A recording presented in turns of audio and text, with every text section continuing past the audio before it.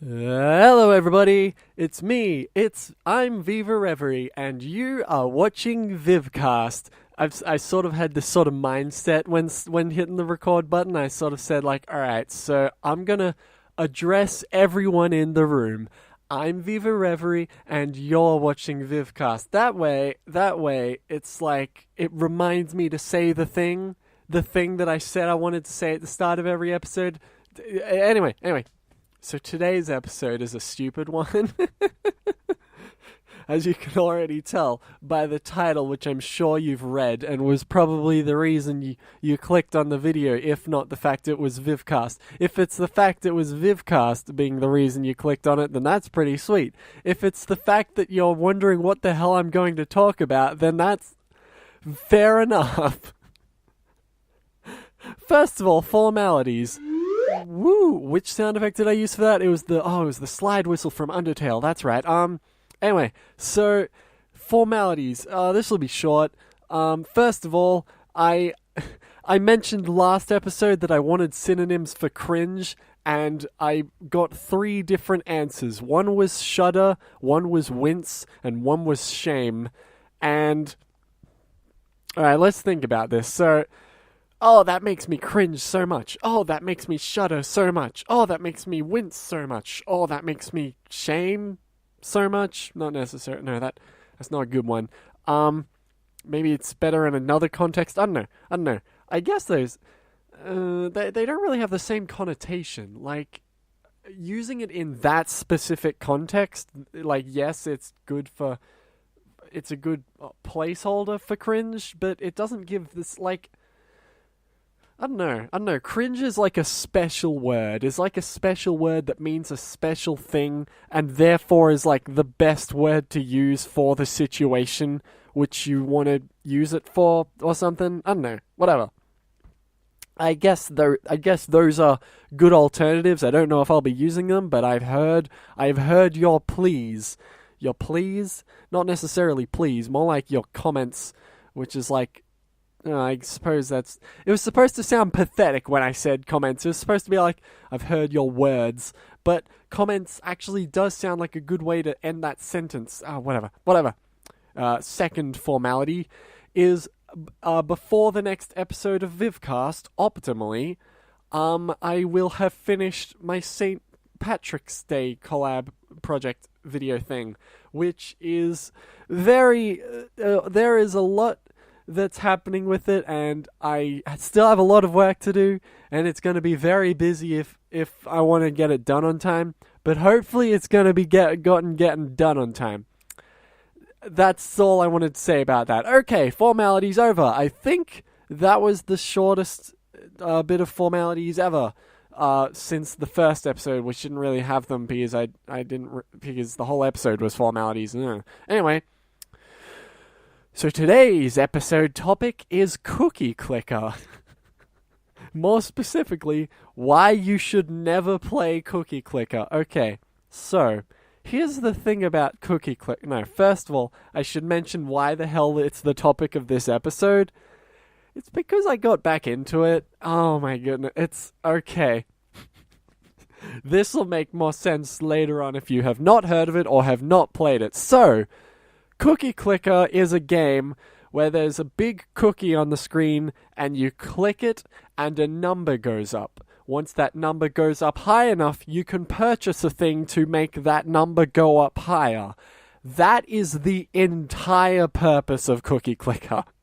That is the only thing at its base form, is watching a number go up as high as you can make it go up. And first you get buildings which make the number go up higher, and then you get upgrades to the buildings which makes the number go up faster, and it is as silly as it sounds. Cookie Clicker itself, it essentially started a revolution. It's an idling game. It's a game where you essentially sit there and do nothing, and you feel like you achieved something because of it. That's essentially it. It's, sit on the sidelines and you're like, yeah, I'm making progress. This is pretty sweet. This is pretty cool. Now, here's the problem. Here's the problem with a person like me playing Cookie Clicker. I play a lot of video games. More often than not, I like to be a completionist. I like to 100% a game. I like to go from start to finish, get everything in it, and say, I finished this game 100%, and I never have to touch it again. Here's the problem. Cookie Clicker is not designed to have an end. So me playing it is like the worst recipe for disaster, and anybody else wanting to play it, it's generally the same sort of thing. Even if you're not a completionist, like if you go into Cookie Clicker and you enjoy playing it, then you're gonna keep playing it, and it's like such a waste of time.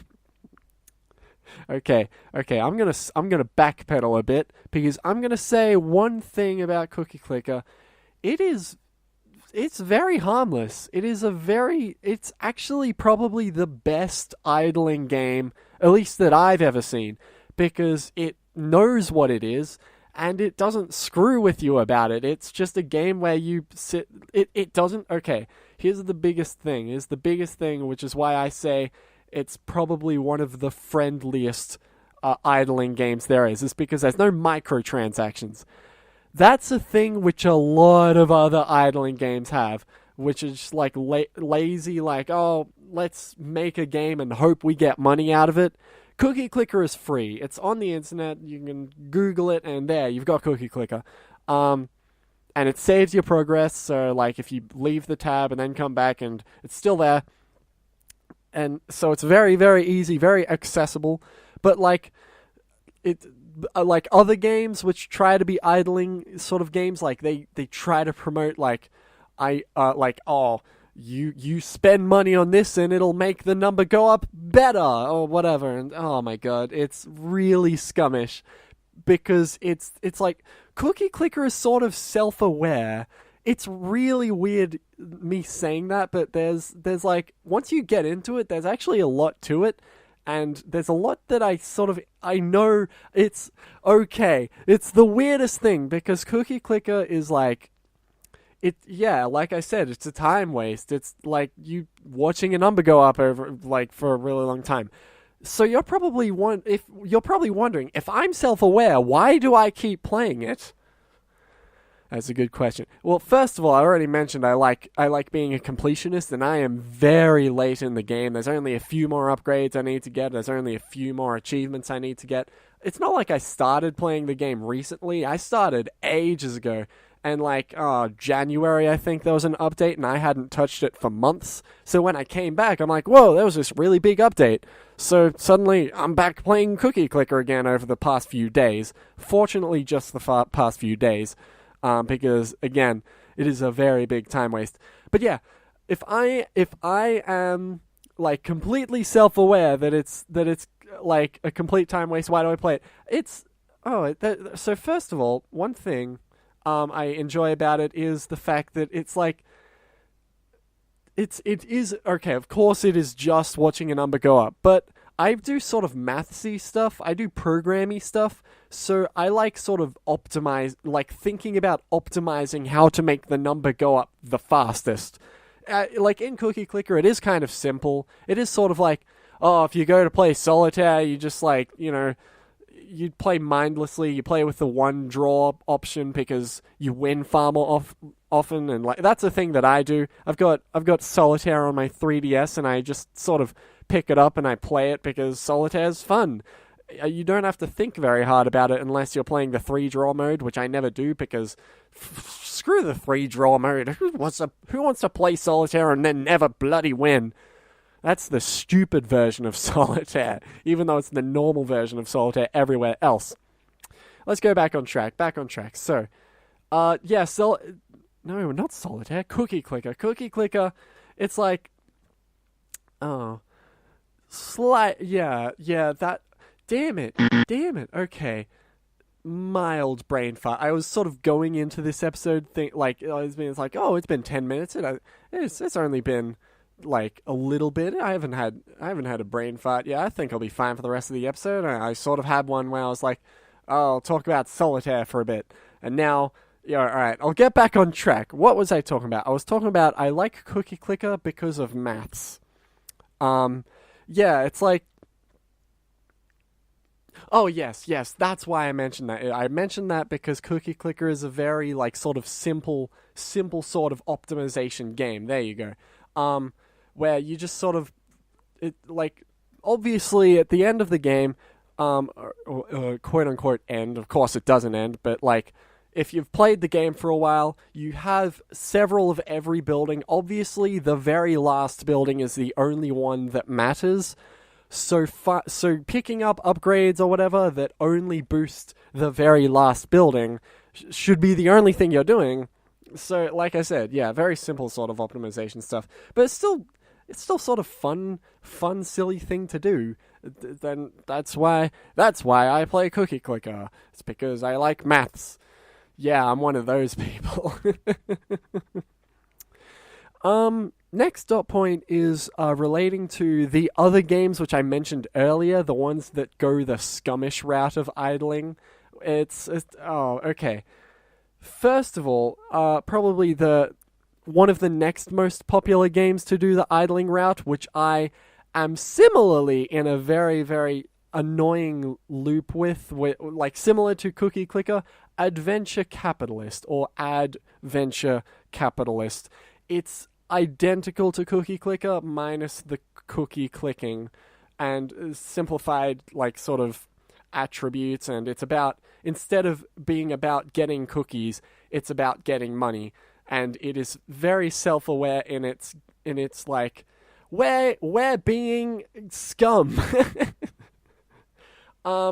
But yeah, it is one of those games that does ask you for money. I've got it on my phone, so yeah, that does have a microtransaction system. It does say, here's the gold currency, and you can only get it by like spending money. The good news is that the game isn't impossible to play without it. Like, it is, again, very, very simple. Just sort of like you sit there, watch a number go up, get the upgrades to make the number go up faster. Oh, and there's another feature which makes the game make a whole lot more sense. It's a reset feature. Cookie Clicker and Adventure Capitalist both do this because it's a smart idea. Where essentially there's a background like number that goes up. In Cookie Clicker it's heavenly chips. In Adventure Capitalist it's angels.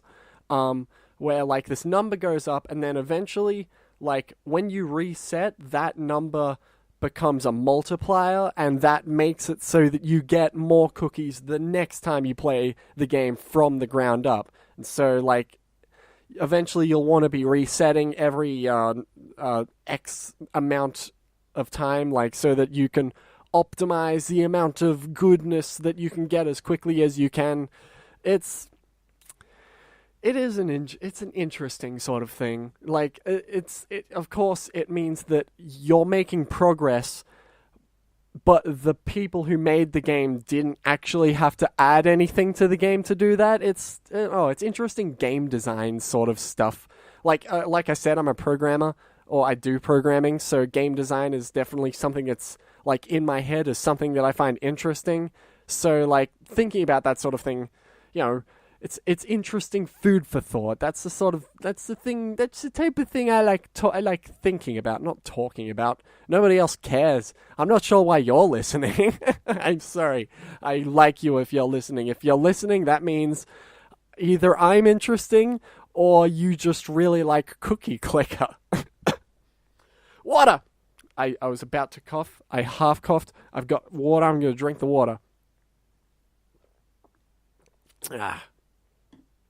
You know it's an episode of Vivcast if there's an awkward moment where the host then announces that he's drinking some water. Anyway. Yeah, so that's Adventure Capitalist. But of course, there is all the other idling games, which are essentially games that try profiting on the Cookie Clicker sort of formula. And they're pretty self-explanatory. That sort of brings me into wanting to bring up the MLP Gameloft game for the phone, which is... it's sort of on the same end of the scale. I could probably talk about that in another episode. In fact, that's a very good idea for another episode of Vivcast. I'll bring it up another time because that is definitely something I want to talk about. And again, it's another extremely scummish game that I play for some reason. Oh, if you're curious, I have never put any money into either Adventure Capitalist or the MLP game. So, good for me. Hooray, I'm the best. I mean, I'm not saying that you're scum for doing it, but you are. Especially the MLP game, which is... No, I'm not going to get into it now. That'll be a future episode. That was this episode of Vivcast. Because I suppose there's a few other things I could talk about in relation to Cookie Clicker or Adventure Capitalist, but I think I sort of touched on what I wanted to touch on. Essentially, it was I am a bad person who plays bad games, and I'm okay with that.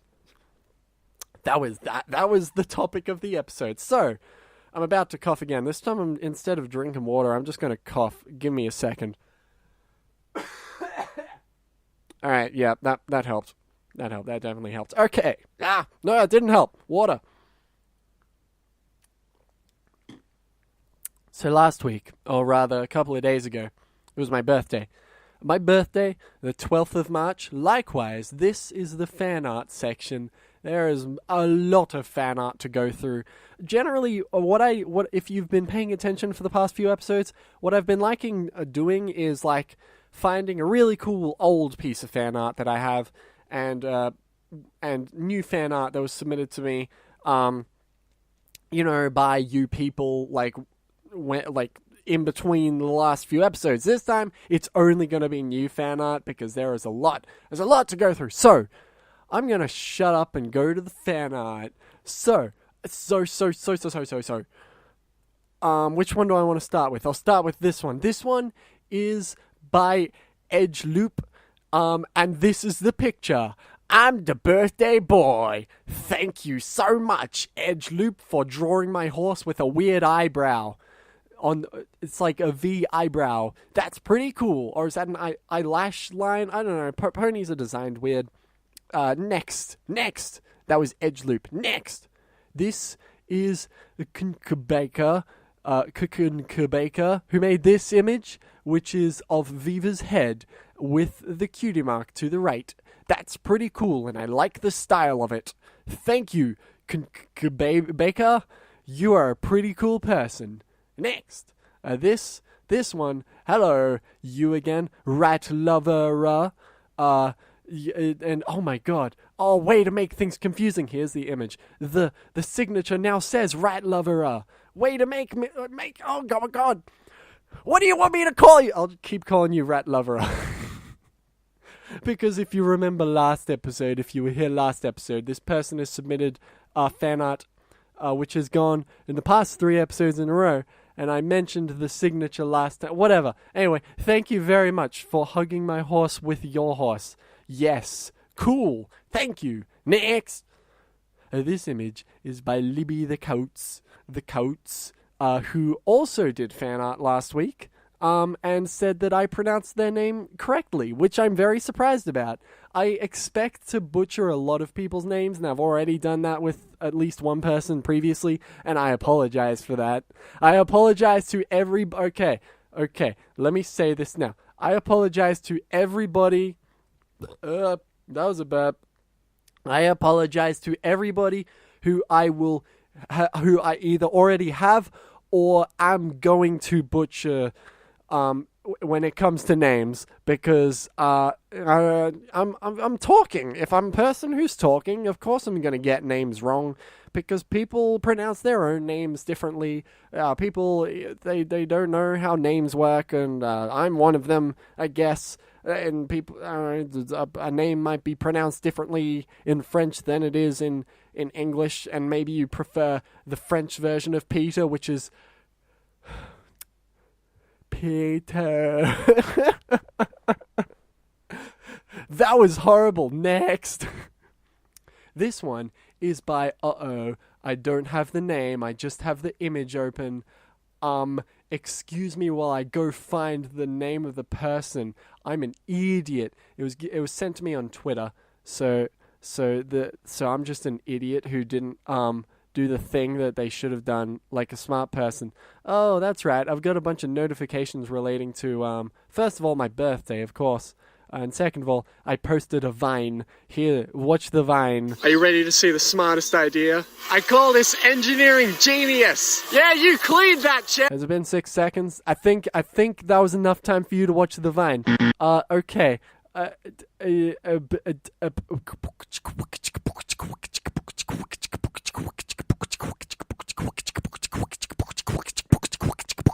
Where is this goddamn picture? No. There it is. I found it. Imzabia. No, that's an L. Limzabia, who made this image. Yay! That was a big waste of time, wasn't it? Now this, I believe, is a reference to. Excuse me while I Google this. I should have done this in advance.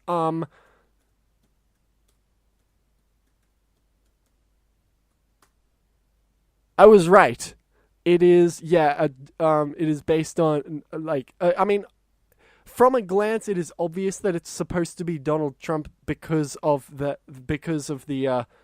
I recognized the hat from it was one of those politics. I'm getting into politics. There was the Donald Trump video of it was John Oliver talking about, Donald Trump is a stupid head, and we're gonna do a campaign showing how much of a stupid head he is. And then he said he was selling a shirt. No, not shirt. He was selling a hat that said, "Make Donald Trump again."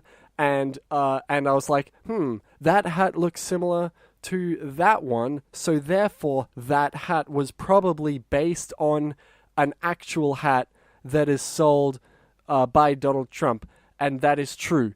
Of the Make America Great Again. I don't know politics. I'm going to mention this right now. Don't go to me about politics. I know nothing. I'm an Australian, so I shouldn't care. No, that's not true. I should care because, when America sneezes, Australia gets a cold. Whatever. The point is that the hat says "Make YouTube Great Again," just like the YouTube grade A under A. Thing. The YouTube implosion. Remember that episode? I talked about it there. Vote Viv 2016. Thank you. Lumzubia. Next. There's a lot of fan art. Next is by Derpy Droodles, which is an image of a pretty great image of Pinky Dashicorn. This is pretty good. I like this. Because it's a cute little style, and I like the design of the hair. You made Pinky Dashicorn look good, and that's pretty cool. Oh, God. So thank you for that, Derpy Droodles. Next is Grouch Knox, who made this image of Apogee, which is also pretty cool. Thank you so much for the image, Grouch Knox. No, that's not Grouch Knox. That's Gouch Knox. I don't know how to... You see, I knew I made that warning for a reason. The oh no, I'm going to butcher people's names warning. Next is... hello. In between... what I usually do, in between the episode before and the episode after, is I send a message to everybody saying... To everybody who sent me fan art saying...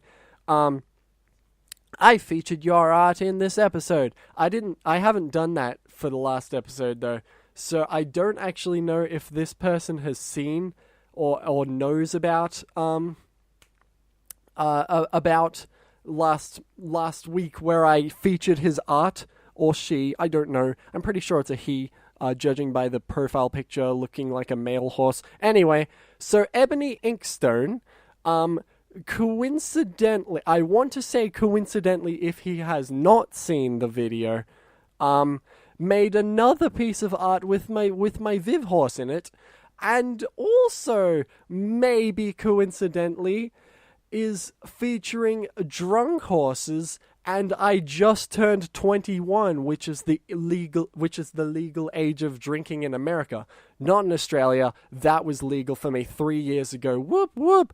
I don't drink though, so that doesn't even mean anything.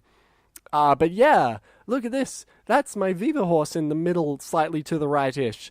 Thank you, Ebony Inkstone. I will try to make sure to tweet you about it, about the fact that I featured you this time.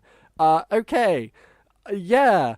That was like 10 minutes of fan art. Jesus Christ. Fortunately, the majority of the episode was still the cookie clicker stuff, and I want to keep it that way, because otherwise people will complain that the actual episode was shorter than half of the episode. So I'm going to shut up and finish the episode now. Episode. Thank you for watching, listening to Vivcast. Well, I suppose watching if you like looking at it. But it's mostly a podcasty thing. The watching would just be for the fan art part. I don't know. Thank you for watching. Thank